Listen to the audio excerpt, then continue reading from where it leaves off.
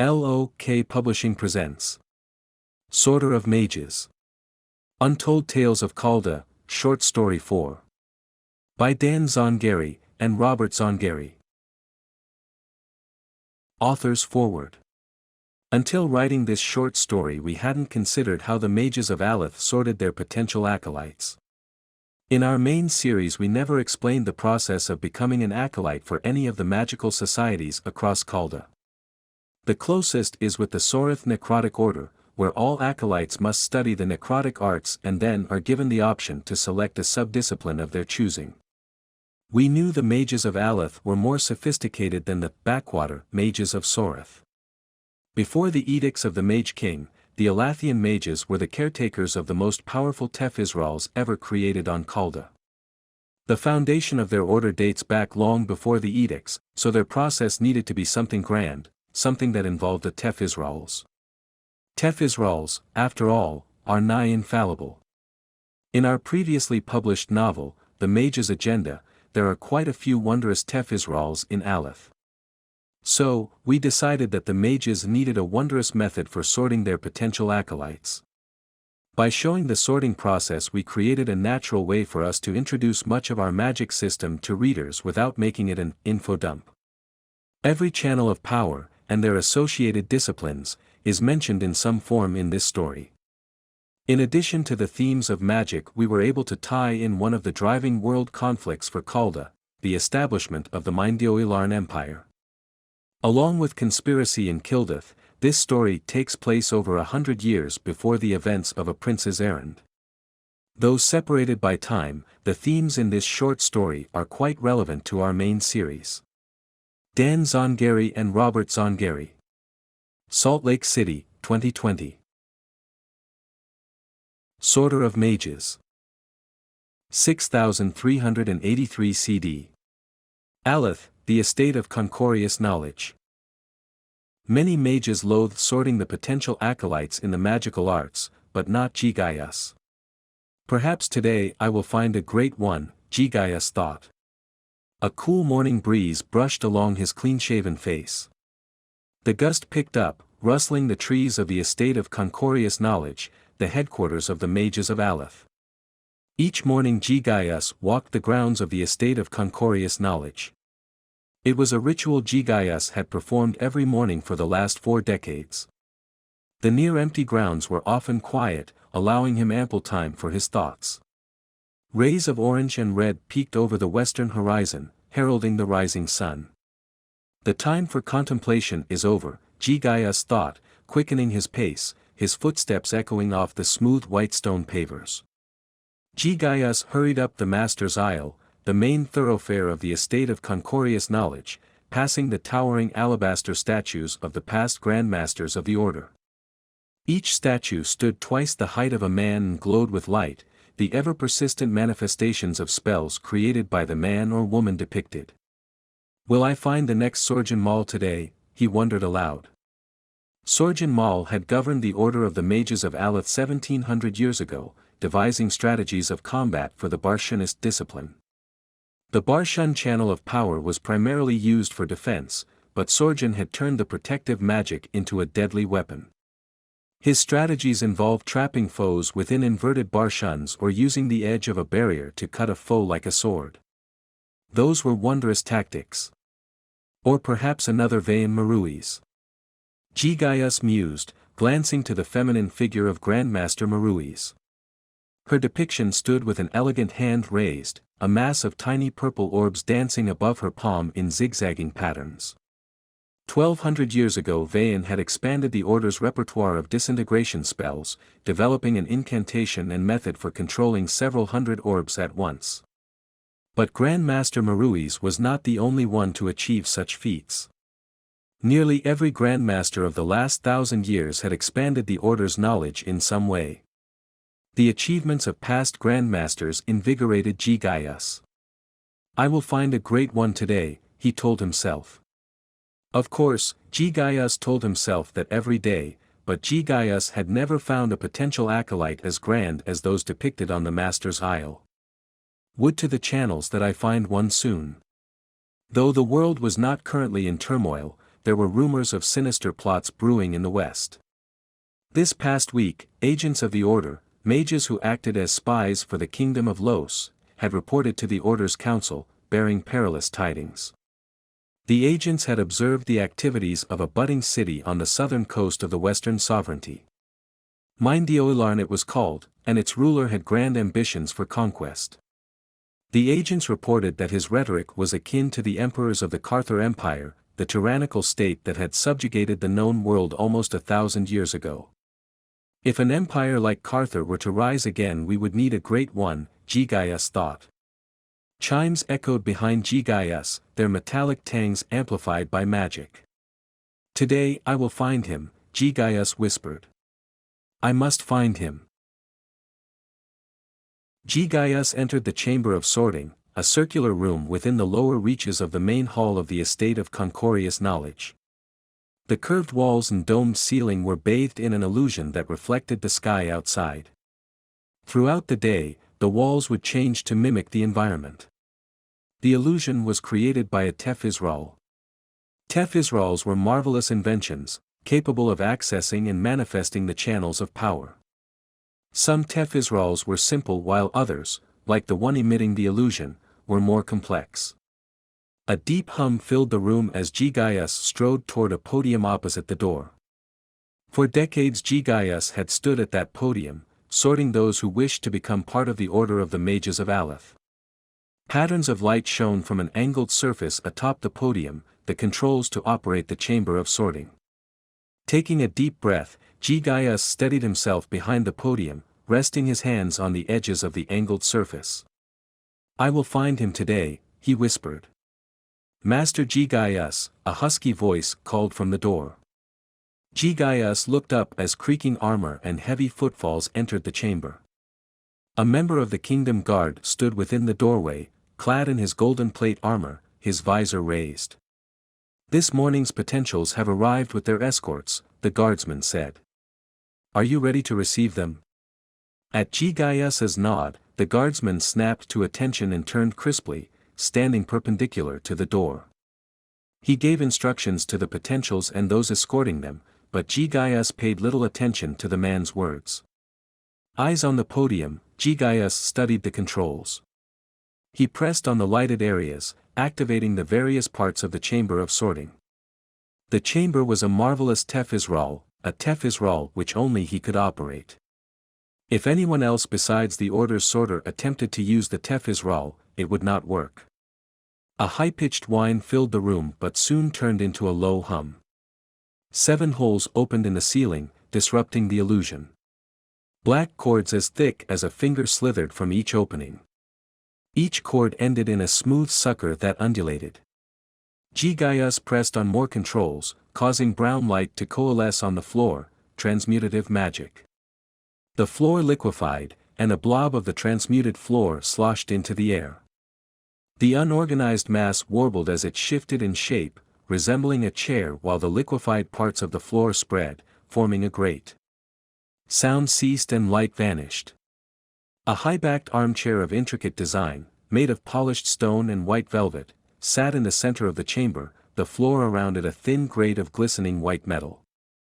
The transformation drew gasps of awestruck admiration from the potentials and several of their escorts. Gigaus turned, studying the surprised faces of the potential acolytes. They were all young, as most potential acolytes were. None looked above the age of 7. And each of you will sit in that chair, the guardsman said. You must be still while Master Gigaus determines your discipline. Gigaus raised an eyebrow at the man. There was no need for one to be still while upon the sorting chair. Does he think this chamber some frail machine? The chamber of sorting was one of the most sophisticated Tefisrals Gigaus had ever encountered. It had remained fully functional for almost 2,000 years. The chamber's ability to detect a potential acolyte's discipline was as sure as the sun rising. Escorts, the guardsman turned to an assortment of adults, please stay along the walls. The escorts nodded. Several wore the robes of mages, colored to match their disciplines, but most looked like commoners. Master Gigaus, the potentials are ready. Thank you, Gigaus said, tucking in his chin. He studied the children once again. 18. 7 boys and 11 girls. We'll start on the left, Gigaus said, gesturing to a girl who looked 5 or 6 years old. Come stand in front of the chair, state your name, where you are from, and why you've come to the estate. The girl nodded.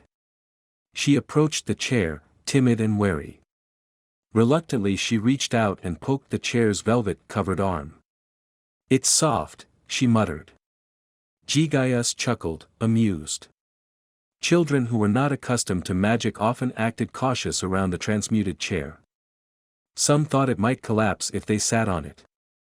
It is safe, Gigaus said, his tone gentle. Now please tell me your name.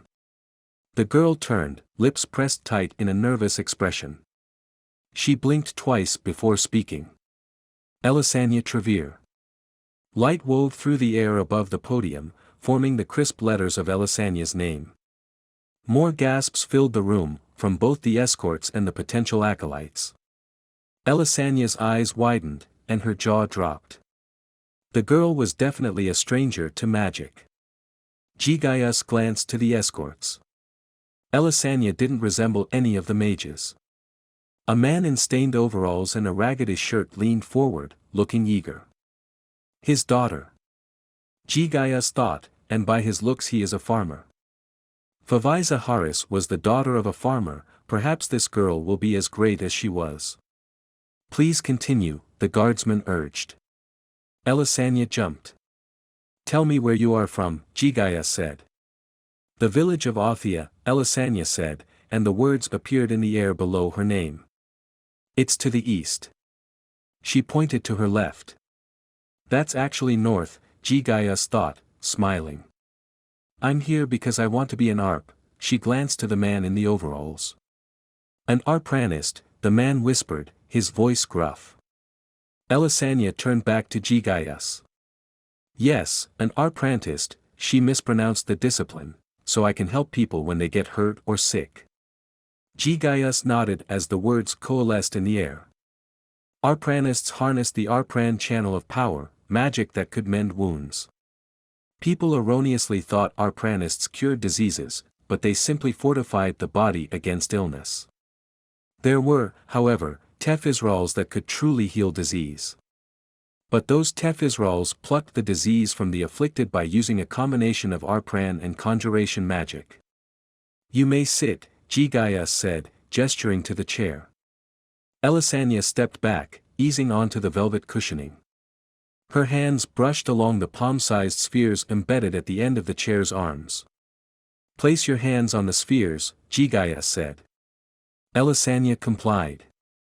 Her hands were not large enough to grip the spheres completely. More light coalesced above the podium, forming curved patterns. After a moment the lines formed an illusory representation of the girl's hands. Now this next part can be unsettling, Gigaus said. Wary, the girl looked at the cords hanging from the ceiling, each hovered in the air, their suckers still undulating. Just close your eyes and relax. You will feel a surge throughout your body, but that is part of the sorting process. Most potential acolytes fall asleep, so don't be surprised if that happens. Elisania nodded, hands still gripping the spheres. I think I'm too nervous to sleep, she said. Gigaus grinned and touched the lights on the podium, causing the illusory words and fingerprints to slide to the left. More magic formed, creating a three-dimensional map of the channels of power.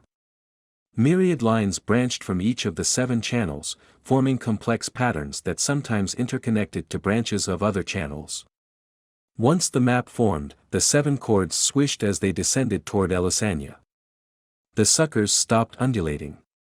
Elisania trembled, undoubtedly imagining they were snakes. They do look like snakes, Gigaus mused. In unison, each sucker rested upon Elisania's hair, conforming to the shape of her head. Her eyes, aimed at the cords, nervously darted back and forth. Each cord pulsed with faint light. As the light on the cords grew brighter, Elisania relaxed. Emotion drained from her face, and her eyes glazed, a result of the surge.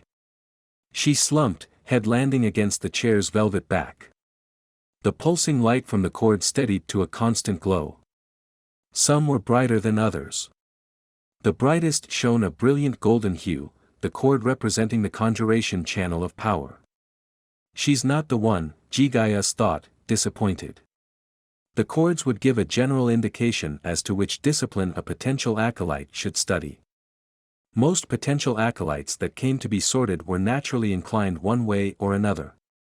Occasionally, multiple cords shone bright. Acolytes with those inclinations became dualist mages. But then there were those whose sorting caused all the cords to become lit. Those rare few became grand mages, masters of all the channels of power.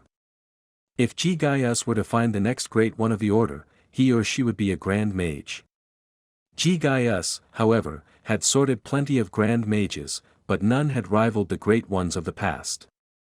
Putting his disappointment aside, Gigaus focused on the illusory map of the channels. Various branches were lit with an illumination identical to the cords. The conjuration channel shone brightest, particularly those branches which accessed the aldinal plane, a realm beyond the boundaries of time and space where all sorts of matter existed in a raw state. Other branches were illuminated, but only dimly. Elisania was destined to be a conjurer. Eyes narrow, Gigaus glanced to the Arpran channel. That channel was the dimmest of all. Gigaus's heart sunk. I hope she stays, he thought. All too often potential acolytes would not even begin their training if they were inclined to a discipline other than what they wanted to study. Inclination did not mean exclusion from a particular discipline. Elisania could very well go on to become an Arpranist, but her training would be grueling. Gigaus pursed his lips. Perhaps a dualist recommendation, he thought. More illusory light coalesced beside the map, a chart detailing the specific branches Elisania was inclined toward. Gigaus swiped at the chart, running his fingers through the magic. The words shifted, showing more lines of text detailing the girl's potential skills. Master Gigaus. What does it say? Elisania's father asked. Gigaus turned to the man, but touched the various controls on the podium. Elisania's father looked utterly confused. I could lie to him. Gigaus thought. Hopefully those mages won't snort at my decision. I'll recommend her as a dualist mage, Gigaus said. A conjurer and Arpranist. One of the mages started, another's eyes widened, and a third raised her brow. Elisania's father, however, didn't seem to notice. The raggedy man smiled. Gigaus returned to the controls, pressing the parts of the podium that would retract the cords. The golden light faded, and all 7 cords dimmed before rising from Elisania's head. The girl, however, was still unconscious. Elisania, Gigaus called, you may arise. But the girl didn't stir. That was fairly common. The sorting process was taxing on the mind. From what Gigaus understood, the chamber stimulated the mustering of magic during the surge. For an untrained mind, such stimulation would drive one beyond the point of exhaustion. Escort, please remove her, the guardsman said. Elisania's father warily stepped forward, glancing to the ceiling. The cords probably reminded him of snakes too. Gigaus pressed on the controls, and the illusory magic displaying Elisania's sorting vanished. The information could be recalled at any time. With his daughter in his arms, the gruff man walked across the grated floor. The guardsman whispered to him that those sorted, and their escorts, were to wait in another part of the estate's main hall. Will the next potential step forward, please? Gigaus asked. A young boy, barely old enough to be called a boy, stepped across the grate, his hands clasped awkwardly in front of his abdomen. My name is Oslakan Narindin, the boy said, and I'm going to be an arcanist like my mother. He pointed to the woman who had raised an eyebrow at Gigaus's decision. The words appeared in the air, as they had with Elisania, but there was a blank spot between the name and the boy's intent. Say where you're from, the woman whispered. Oslakan's eyes widened as he turned toward his mother. Oops. Laughter filled the chamber, but was soon cut short by a glare from the guardsman. "I'm from Ashenwood Circle," the boy said, then glanced to his mother. Oslakin's mother mouthed the words, "Here in Alath." "In Alath." The boy added an extra L. "Thank you," Gigaus said, watching the words coalesce. Despite the mispronunciation, the correct name of the city appeared in the air. The Chamber of Sorting could understand dialect and poor speech, although Gigaus hadn't the faintest clue as to how it had such understanding. Unlike Elisania, Oslakin plopped into the chair, eager to undergo the sorting process. "Will you be the one?" Gigaus wondered, pressing the necessary controls to lower the cords. The cords swished once again, landing atop Oslakin's head. Storm clouds darkened the evening sky of the illusory environment within the Chamber of Sorting. A young girl named Verisa sat in the chair, awaiting the sorting process. She was the 25th potential acolyte who had come to the chamber and was the last of the day. None of the first group showed any signs of greatness. Only 2 of that initial batch had inclinations matching their intent, Oslakin and another boy. Both were the sons of mages. Please let her be the one, Gigaus thought, setting his jaw. With narrowed eyes, he watched the cords descend.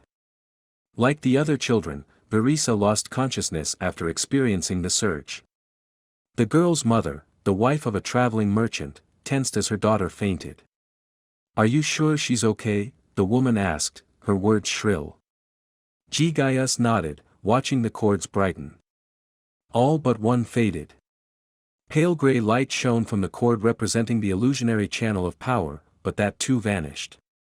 "This doesn't bode well." Gigaus fought back a sigh. This was not the way he wished to end the night.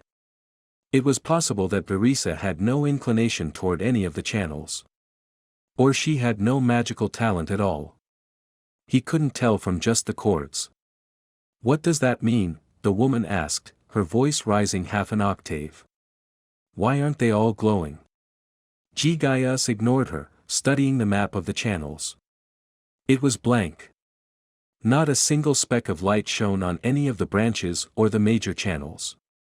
Gigaus pursed his lips and waited for the chart to coalesce. The magic soon formed in the air, but the chart was empty.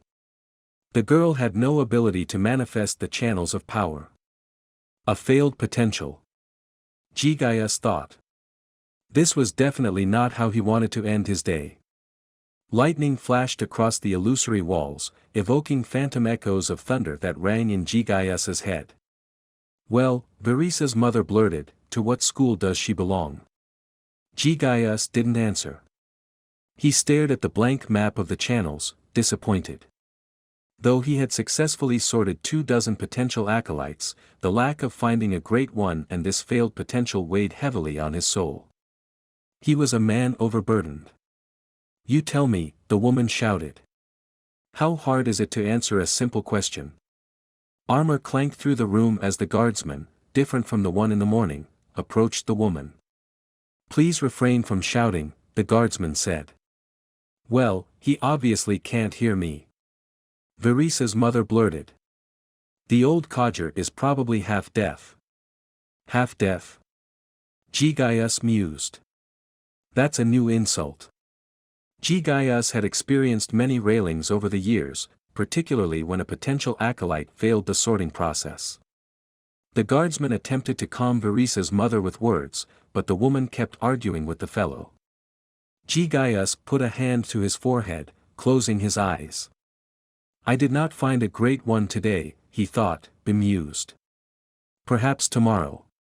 The argument intensified. Verisa's mother became hysterical. She sounded as if she were foaming at the mouth. "Why can't he answer me?" she shouted, then a resounding clang filled the room. Gigaus snapped from his reverie, opening his eyes. The woman's fists were on the guardsman's breastplate. Had she hit him? In a flash of movement the guard snatched the woman's wrists and swiftly pinned her to the ground. The restraining evoked incessant screaming. Soon, 3 more members of the Kingdom Guard rushed into the Chamber of Sorting. All three ignored Gigaus and dashed to their comrade. Two of the guards grabbed the woman's thrashing legs. "I take it she didn't handle the news well," a newcomer asked, glancing to the lightless illusory map and blank chart. The initial guard chuckled. Master Gigaus didn't say anything yet. Taking a deep breath, Gigaus touched the lit controls of the podium, retracting the cords. Verisa, however, was still unconscious. The guard not subduing Verisa's mother stepped forward. "Shall we grab the girl, Master Gigaus?" he asked. Gigaus nodded. "Don't touch my daughter," the woman screamed. The guard now carrying Verisa crossed the grated floor and exited the chamber. The other three lifted the enraged woman from the floor. "Are you going to tell her or should I?" the initial guard asked. Gigaus took a deep breath. "I am sorry, but your daughter shows no signs of magical talent." "That's impossible," the woman screamed. "She thrashed about, attempting to break free. They tested her before we left. They said she could be a grand mage." "They?" To whom was she referring? Members of the order made no such promises to those seeking admittance to the estate. "I'm sorry," Gigaus said, "but the chamber is infallible. Whoever you talked with obviously lied." The initial guardsman chortled as he and the other guards carried Verisa's mother to the door. "You can't do this to us," the woman screamed. "We're wealthy merchants from Rildan. They promised she would be accepted." The guardsmen laughed as they hauled the woman away. Her shouts echoed into the chamber, but the sound of her threats soon faded. With the room now empty, Gigaus pressed on the controls that operated the chamber's transmutative properties. Dark brown light shone from the chair and the grated floor, and then both liquefied. The unorganized mass sloshed as it settled back into the floor. It soon solidified, once again becoming a solid block of polished stone. Gigaus glided his hand to the controls for the cords but hesitated to press them. If only there had been one more, he thought. Gigaus stared at the glowing podium. Retracting the cords would be like admitting defeat. "Tomorrow," he whispered. "Tomorrow I will find him." Saddened, Gigaus touched the podium. A low hum filled the room, but soon became a high-pitched whine. The black cords slithered into the ceiling and the holes closed. "Now to report to Grandmaster Bisariel." Gigaus struggled to hide his disappointment as he made his report. He stood in front of the Grandmaster's desk inside her office, hands clasped behind his back.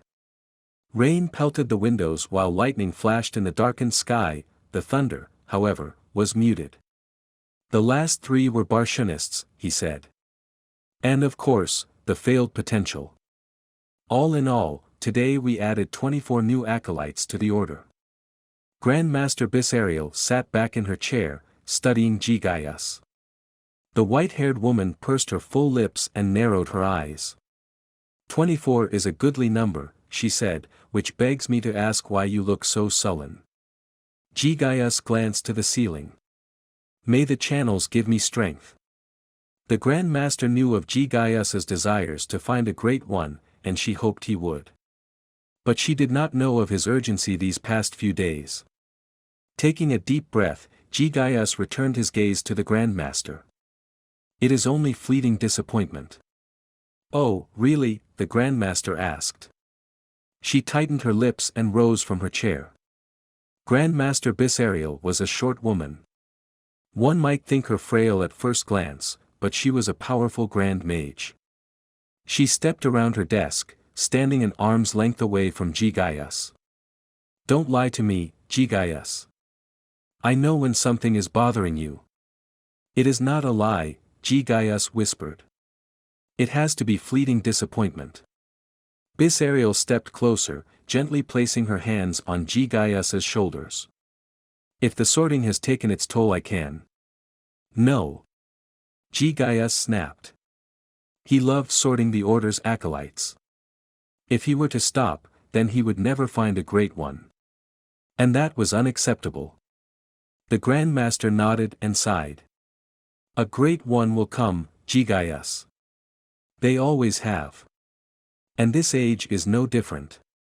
She raised her hand to his cheek, directing his face toward hers. You need not burden yourself as you do. You are the most dedicated sorter the Order has seen in centuries. Be patient. Now go, rest. Bis Ariel pulled back and returned to her chair. Thank you, Grandmaster. Gigaus bowed and left the Grandmaster's office.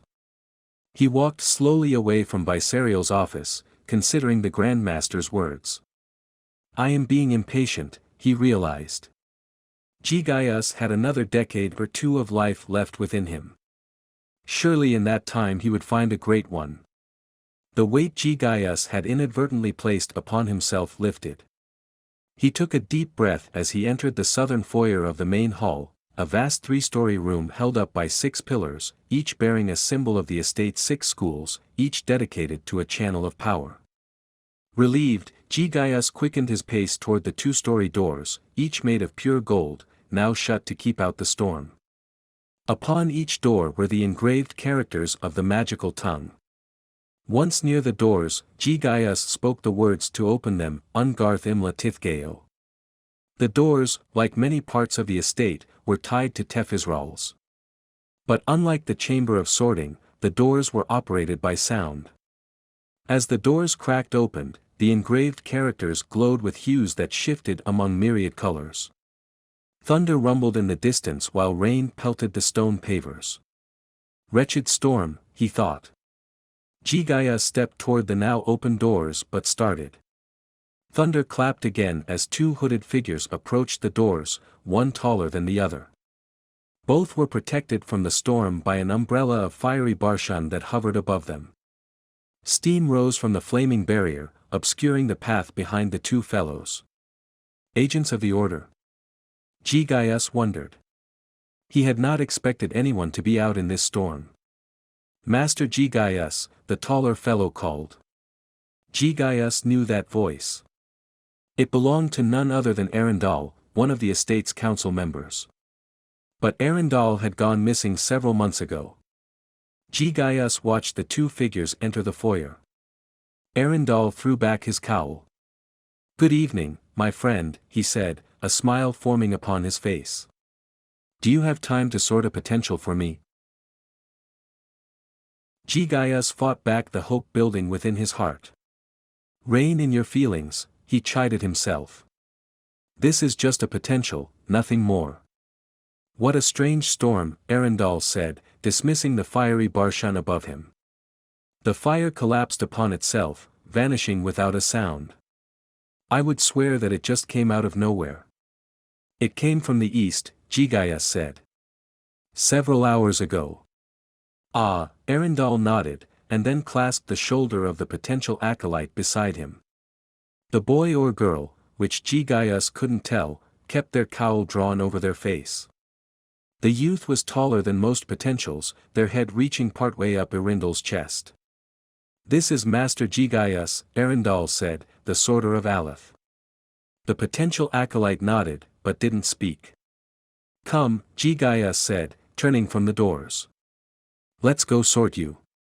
Gigaus walked with Arundel and the potential acolyte in silence until they reached the stairs descending to the main hall's lower reaches. What happened to you? Gigaus asked Arundel. I was chasing a lead, Arundel replied. Looking for more of that witch's followers. Arundel nodded. More or less. It seems her cult runs deeper than we thought. She even had ties to that budding nation, that's where I've been. Gigaus started. Really? The agents had not mentioned Arundel. Surely, he would have made himself known to them. Aha. Arundel nodded. Anyway, I was leaving Mindiolarn when I came across this one, he gestured to the potential acolyte. I found him in a stable, half-starved. Took me a week to get him to speak to me. A shy one, Gigaus thought. Shy acolytes were either brilliant or inept. They turned a corner, and Arundel continued his explanation. The boy's an orphan. He's been on his own for several years now. His parents were murdered by a band of marauders. They sacrificed themselves to save him. How horrible, Gigaus said, glancing to the boy. The youth's cowl was pulled so far down that Gigaus couldn't see the boy's face. I couldn't just leave him, Arundel said. Besides, he seemed interested whenever I harnessed the channels. I figured I should bring him back to Alath. Even if he has no talent, life will be better for him here than in the wild. Would you take him in if? Gigaus did not want to even mention the word failure or any variation of it. Would to the channels that he sorts. Arundel nodded. They soon reached the chamber of sorting. Despite the dark clouds depicted on the walls and ceiling, the room was well lit. Does he know what to expect? Gigaus asked, hurrying to the podium. I informed him, Arundel said. Gigaus pressed on the controls and studied the boy. The youth still wore his cowl, but Gigaus could see some of his features. The boy had a round chin and full lips. Gigaus expected the boy's face to be gaunt, but it was rather full. Arundel had probably fattened him up. And the boy's brown eyes were stern, somber even.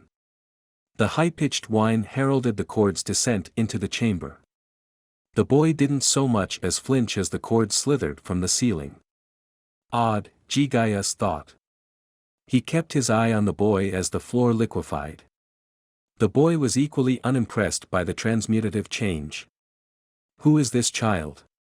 Jaw set, Gigaus glanced to Arundel. Either Arundel had not paid attention to the boy's stone-faced demeanor or he was lost in thought. Please stand in front of the chair, Gigaus said. And remove your cowl. The boy complied, revealing his matted dark brown hair. He looked older than most potential acolytes, perhaps 10 or 11 years old. Potentials were never that old. How old are you? Gigaus asked. The boy didn't answer. He stepped toward the chair, his gait steady and firm. And here I expected him to be timid like Elisania. I believe he's around 10, Arundel said, then gave the boy a questioning glance. Is that right? The boy nodded. 10 years old is a little late to start training, Gigaus said. But we'll still sort you. Now please state your name, then tell me where you are from, and why you wish to become part of the order. The boy simply stared at Gigaus, his face emotionless. I am Zatrin Far. I am from the village of Sidarian, and I've come to join the Paragons of Righteousness. Paragons of Righteousness? Gigaus thought, smiling. What had Arundel been telling this boy? Light wove through the air above the podium, forming Zatrin's words. The boy was equally unimpressed by the sight. You may sit, young Zatrin. Gigaus pointed to the chair. And rest your hands on the spheres. Zatrin complied and sat with perfect posture. Once the boy's fingerprints appeared, Gigaus touched the lights on the podium once again, shifting the illusory display. The three-dimensional map of the channels of power coalesced, and the cords swished as they descended toward Zatrin. The boy didn't as much as flinch when the suckers rested upon his head. The boy's reaction was something Gigaus had never seen. Faint light pulsed from each of the cords, growing brighter with each passing moment. The pulsing steadied into a constant glow, signifying that the surge was about to occur, but unlike the other children, Zatrin did not seem affected by it. Zatrin took a deep breath and his eyes narrowed briefly, but he did not lose consciousness. Impossible, Gigaus muttered. The light shone brighter from each of the cords, all equally luminous. Impressive, Arundel said. Yes, Gigaus whispered. A grand mage, he had not sorted a grand mage in over a year. Duelist mages and others could become grand mages, but their talents were always skewed toward the channels to which they were first sorted. A true grand mage had an affinity to every channel of power. Gigaus glanced to the map, but the light from the cords continued to shine brighter and brighter. Surprised, Gigaus returned his focus to Zatrin. Each chord began to hum, rising in pitch until the sound became deafening. Gigaus flinched, clapping his ears and stumbling away from the podium. The light continued to intensify, and the 7 colors became a blinding blur of brilliant white. Gigaus shut his eyes, but that did little to stave off the blinding light. "What's happening?" Gigaus blurted. In all his decades of sorting he had never seen the chords shine this brightly. The humming faded, and the light dimmed. Wary, Gigaus opened his eyes. Phantom echoes of the hum rang in his ears and spots danced across his vision. He focused on Zatrin, who did not seem fazed in the least bit. "Who are you?" Gigaus muttered, stumbling toward the podium. He gripped the sides, steadying himself. Taking a deep breath, Gigaus focused on the map. Every branch of every channel was lit. When the Great Ones were found, each channel and many branches were lit, but not every branch. Have I truly found him? Gigaus wondered, tears brimming in his eyes, joyous tears. He could not help but beam with exuberance. I've done it, he rejoiced. He had found a Great One, but no account he had ever read or heard mentioned the chords of the chamber emitting blinding light. It looks like you found a Great One, my friend, Arundel said, his boots echoing as he crossed the chamber. Perhaps a little too great. Gigaus thought his heart would burst. He shook his head, grinning. You will be a wonder, he whispered. If young Zatrin had heard those words, he didn't regard them in the least bit. Zatrin just sat in the transmuted chair, staring at Gigaus.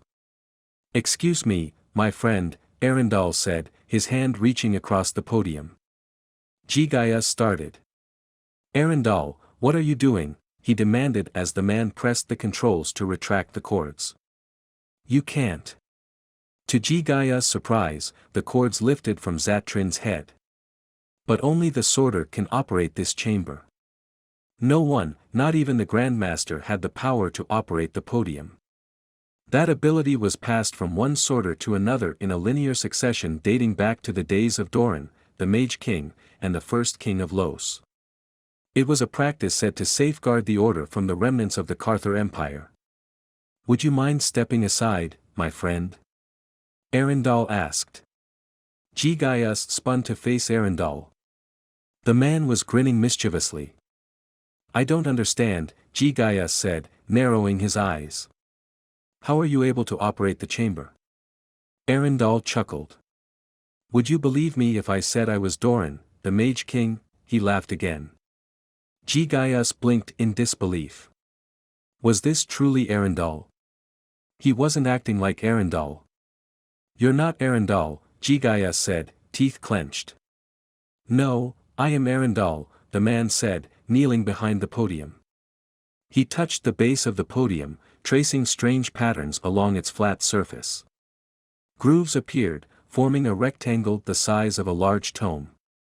Another groove appeared down the rectangle's middle, then light shone from each groove. A hum resonated from the podium, then the surfaces inside the rectangle vanished, revealing a hollow interior filled with glowing chords, shining nodes, and sparkling gems. I demand to know what you're doing. Gigaus shouted. If this was truly Arundel, he would answer the question. Arundel reached toward the opening, ignoring Gigaus. He touched a node glowing with orange light, causing the gems around it to turn from green to blue. This isn't right, Gigaus thought. Was this man a spy from Indioilarn, sent to infiltrate the Order?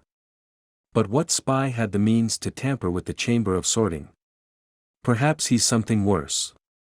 As the Sorter of Alath, Gigaus could not stand by idly as Arundel, or the man posing as him, tampered with the sorting chamber.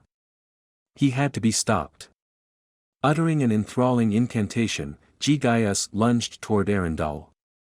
Gray light appeared around Gigaus's hands as he collided with Arundel, knocking the man away from the opening in the podium. They fell to the grated floor in a tussle. Gigaus, don't be foolish. Arundel said through clenched teeth. He grabbed Gigaus around the waist, then intertwined their legs. Let me finish, he said, grunting.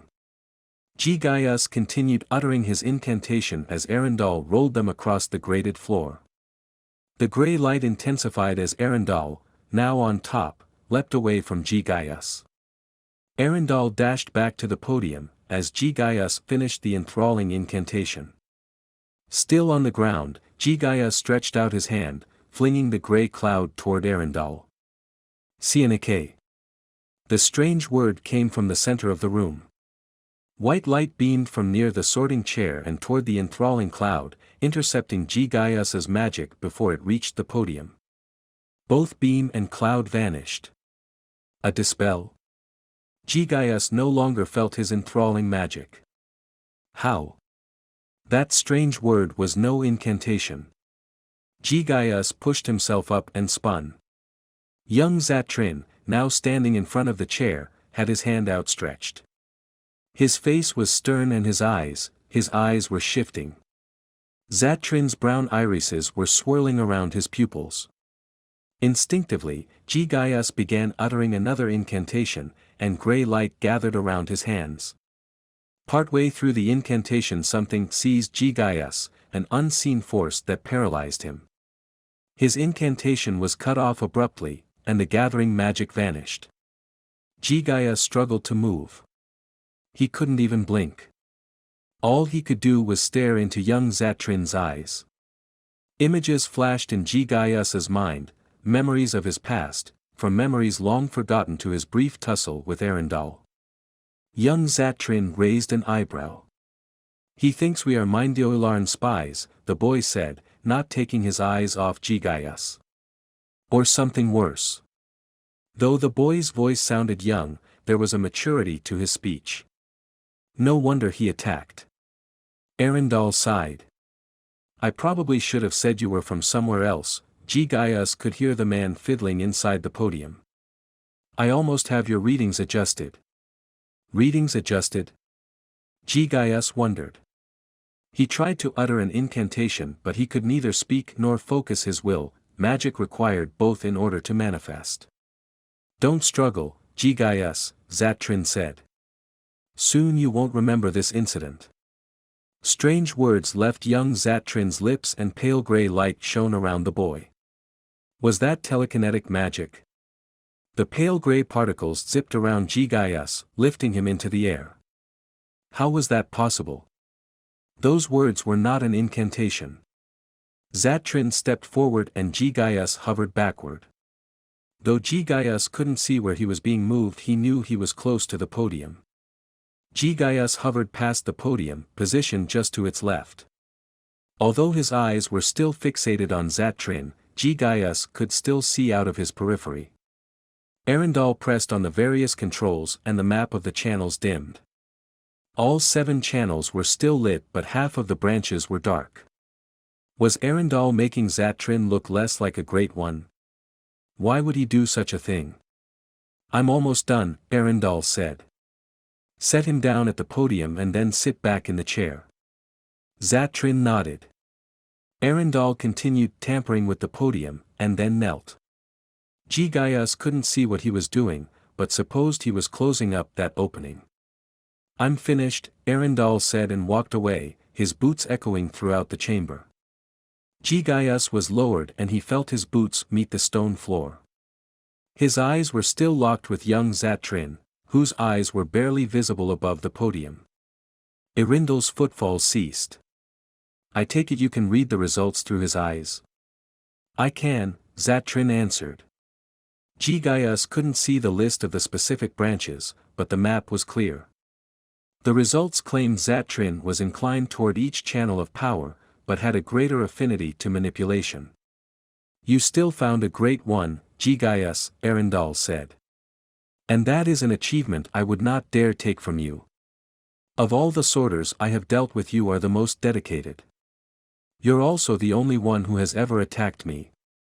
A mirthful laugh left Arindel's lips. Suddenly, a force penetrated Gigaus's mind. He felt his memories of sorting Zatrin slipping away. No, what is going on? Images vanished, but were replaced by others. Those aren't. What had Arundel been doing to the podium? But Arundel hadn't moved from the wall. And that blinding what? Zatrin stepped backward, his eyes still fixed on Gigaus. But why was he moving? Zatrin was still sitting in the chair, wasn't he? Yes, the boy was still in the chair. He had been sitting the entire time. Young Zatrin was asleep, after all. Gigaus lifted his hand from the controls that retracted the cords. A grand mage, he whispered. And a great one, at that. Remarkable, Arundel said, his boots echoing throughout the chamber. Well done, my friend. Gigaus beamed with exuberance as he glanced to his friend. Arundel looked pleased, but not as jubilant as Gigaus. I should be saying that to you, Gigaus said. You're the one who found him, after all. Found him where? Gigaus couldn't remember. Surely, Arundel would have told him. Confused, Gigaus glanced to the illusory words young Zatrin had spoken. The boy was from a small village near Voglin, in the northern nation of Kordath, which bordered the Black Mountains. What was Arundel doing all the way up there? I don't recall you telling me how you found him, Gigaus said. Why were you so far north? I was following a lead, Arundel said, a weak smile on his face. It was a dead end. But the trip wasn't a complete waste, as you can see. Arundel gestured to the boy, still asleep in the chair. He should be more exultant. Gigaus thought, swiping his hand through the chart beside the map of the channels. It looks like he will be more inclined toward manipulation. I will recommend that he spend more time among the illusionist school. Arundel nodded. That sounds wise. I have a feeling Grandmaster Bisariel will take special interest in this boy. She better. Gigaus blurted. I imagine he will become Grandmaster himself one day. The boy will save us from the rising evil in this world. I just know it. I hope he does, Arundel said, moving away from the podium. Now I better get him situated. Arundel stepped to the chair and shook young Zatrin awake. The boy stirred then groaned as he looked around the chamber. Arundel urged Zatrin to his feet and helped him across the room. Thank you again, my friend, Arundel called. It was my pleasure, Gigaus said, pressing the controls to liquefy the grated floor and chair. Dark brown transmutative light filled the chamber, and the unorganized mass sloshed as it settled. Arundel and Zatrin were gone before the floor solidified into polished stone. Gigaus eyed the controls to retract the cords. He hesitated like before, but for different reasons. Would his joy be extinguished if he were to put the chamber to rest? Gigaus did not want to forget this joyous event. After 4 long decades he had accomplished a lifelong dream. He had found a great one. In an effort to solidify those memories, Gigaus recalled every moment from the time he opened the doors of the southern foyer to when the cords pronounced Zatrin's affinities to the channels of power. Those events felt etched into his mind with a vividness that seemed all too real. He knew he could never forget them. Well, this was the greatest night of my life, Gigaus said, pressing the controls for the cords. A low hum filled the chamber, becoming a high-pitched whine. As the cords slithered into the ceiling, Gigaus stepped across the room. One day our order will remember Zatrin far, Gigaus whispered, the whine fading. The Grandmaster who expanded our knowledge of manipulation and crushed the budding evils of our day. Gigaus made his way back through the estate's main hall, musing upon what history might say of the boy. History never mentions the sorter who found those great ones, he thought. Sorters were unsung heroes, and that suited Gigaus just fine. The end of Sorter of Mages. Read more Untold Tales of Kalda in The Price of Penitence. Glossary. A glossary of names, people, places, objects, and terms found in Sorter of Mages. Pronunciations and brief descriptions or definitions included. Acolyte, the initiate ranking for one studying to become a mage. Agents of the Order, a group of mages within the Order of the Mages of Alath. They typically operate alone or in small groups under the direction of the Order's council for various assignments. They often are sent on espionage-related assignments. In times of war, agents are used as long-range scouts. During the rebellion against the Carther Empire, Lith Luzdam urged the Mages of Alath to create a division within the Order capable of carrying out covert tasks, so the agents came into being. They acted as the eyes and ears of the rebellion. Agents often work with the League of Surveillors. Alath, the city of mages located in the Kingdom of Los. Aldinal Plane, Aldinal, a plane of reality containing raw matter. Conjurers access the Aldinal Plane to create objects and creatures. Though, objects created from the Aldinal Plane are weaker than similar objects found on Kalda. Arapran magic, Arpran, a type, or channel, or magic that can heal, regenerate, and prolong life. Arapranist, a mage practicing the Arpran magical discipline. Ashenwood Circle, a small neighborhood within the city of Alath. Othia, Owdah, a village east of Alath and south of Eridan. Barshun, Barzan, a type, or channel, of protective magic used primarily to create defensive barriers, but it can also restrain. Barzanist, a mage who specializes in the Barshun channel of magic, creating barriers. Bisariel, the Grand Master of the Mages of Alath during Gigaus's tenure as Sorter of Alath. She is a short woman, and a Grand Mage. Black Mountains, a vast mountain range spanning the entire breadth of the mainland, separating the Karda wastes from the rest of the human realm. Chamber of Sorting, an ancient and complex Tefisral capable of detecting the possibility of magical prowess within individuals. Channels of Power, the system by which magic is categorized on the world of Kalda. It consists of 7 distinct channels, or types of magic: arcane, arpran, barshun, conjuration, elemental, manipulation, transmutation.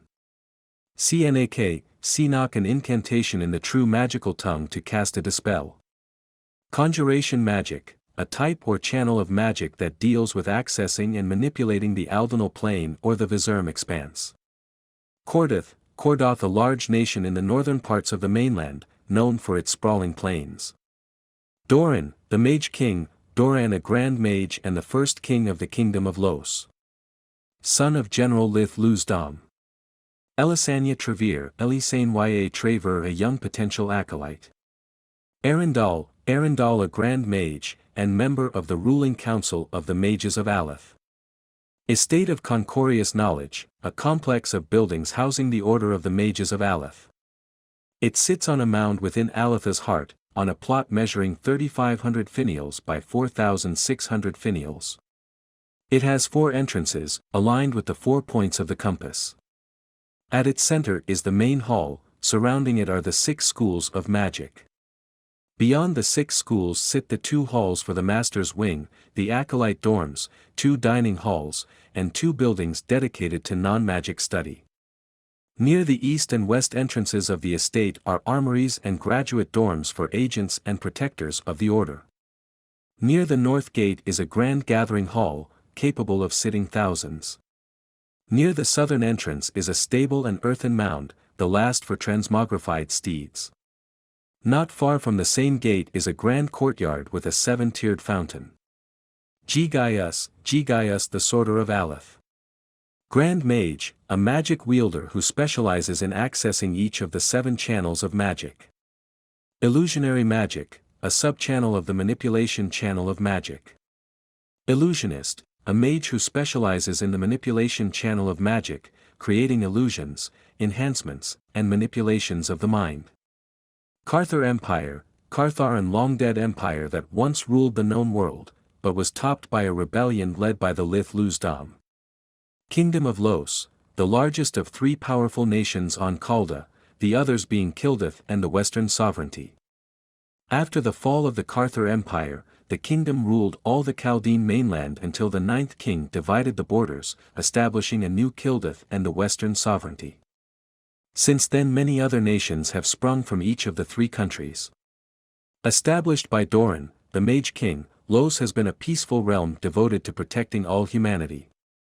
Kingdom Guard, a part of the Kingdom of Los's military. They have several branches, including the Frontier Guard and the Knights of Los. They also act as civil sentinels, but are outside the jurisdiction of the various city watches.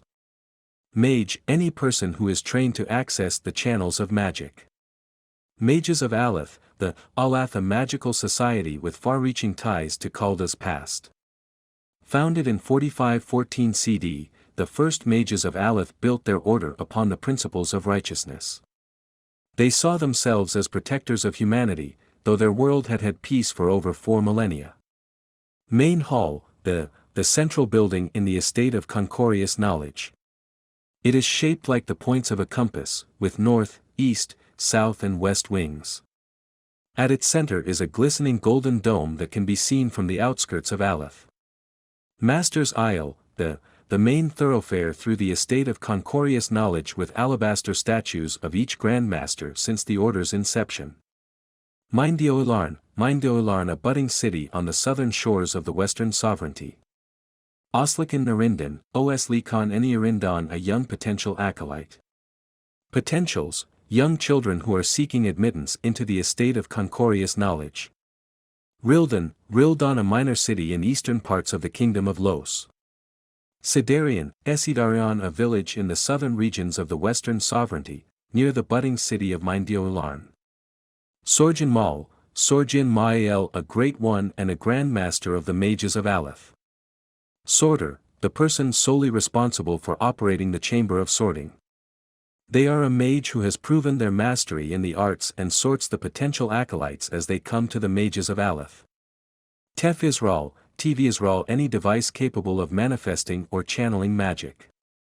Transmutative magic, a type, or channel, of magic that changes the composition of physical matter from one state to another. Ungarth Imla Tithgao, Oengarth Eemlahtith Jao, a phrase used to open the colossal doors of the main hall of the estate of Concorious Knowledge.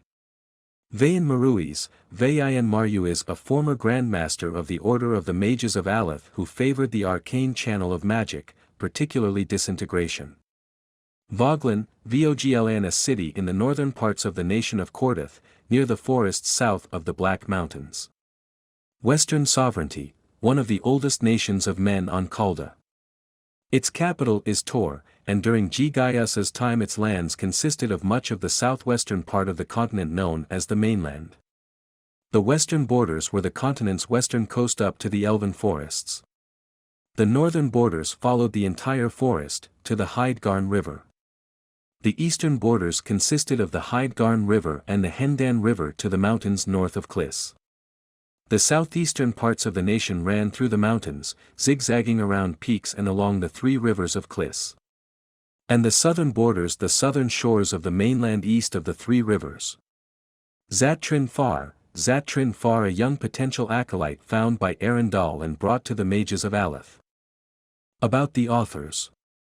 Dan Zangari is the creator of the Legends of Kalda fantasy universe, a work in development since the early 1990s. He received a Bachelor's of Science in Aerospace Engineering from the University of Southern California and a master's degree in Systems Management. His love for science fiction and fantasy prompted the creation of this fantasy universe. When he's not writing, he enjoys reading, watching movies, spending quality time with family and serving in his local church congregation. Robert Zangari is the co-author of the various books which belong to the Legends of Kalda universe. He studied biomedical engineering at the University of Utah, however, his love for stories and storytelling took him down a different career path. When he's not writing, he enjoys spending time with his wife and daughters, playing video games, practicing martial arts and immersing himself in a good story. Other titles by Dan Zangari and Robert Zangari. For an up-to-date list of publications, visit the official Legends of Kalda website, http://www.legendsofkalda.com/books.html. Published by LOK Publishing. Tales of the Amulet. Novels. A Prince's Errand. The Dark Necromancer. Elven Secrets. The Mage's Agenda. Treachery in the Kingdom. The Red Ruby. Companion Stories. A Thief's Way. The Last Bargainist. Mysterious Assassin. Return of the Elves. A Forgotten Hero. Guardians of Kalda. Untold Tales of Kalda. Defender of Stone. Conspiracy in Kildath. Thieves among Nobles. Sorter of Mages. The Price of Penitence. Beneath the Frozen Wastes. Novels coming soon. A King's Fate. The Golden Dragons. Reign of the Black Knight. Companion Stories coming soon. A Knight's Honor. Crown of the Cavernlands. A Legend Reborn. Connect with the authors. Exclusive Readers Club. http://www.legendsofkalda.com/newsletter.html. LOK Publishing's official website. www.legendsofkalda.com. Twitter https://twitter.com/legendsofkalda. Official Facebook page https://www.facebook.com/legendsofkalda. We hope you've enjoyed this production of Sorter of Mages by Dan Zangari and Robert Zangari. Text copyright 2019 by LOK Publishing, LLC. Production copyright 2023 by LOK Publishing, LLC. All rights reserved.